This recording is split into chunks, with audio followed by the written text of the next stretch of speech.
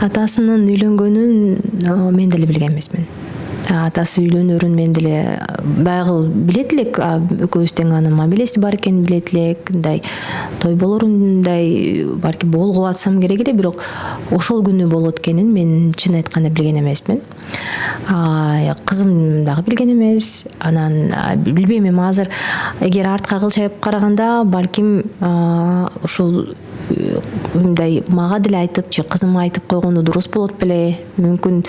Бирок ошол эле кезде ал баягы той менен ызычуу болуп атып, мындай анысынан биз алыста болгон үчүн балким маани бербей калдыбы, же элестин чоңойгонун аңдабай калдыбы, ал мындай эми бул бала да мен ага түшүндүрүп берем деген бир ой болдубу да, билбейм. Ал жагынан алып караганда азыр так айта албайм. Мен Инстаграмдан ушул биздин баягы медиа чөйрө өтө чакан, мындай анан курбуларымдын, дос таныштарымдын видеолорун жиберип атканда көрдүм.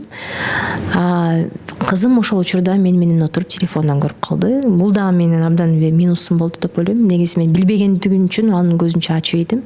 Ал бир гана видеосун көрүп калды. Анан бир эле видео, ошол эле образды эсинде, ошол образды аябай көп айтты. Билесиңби, атам монтип анан жолукчан бир кыз менен басып баратканын деп эле. Анан мындай ошол эле видеону оюна келе берди да кечке.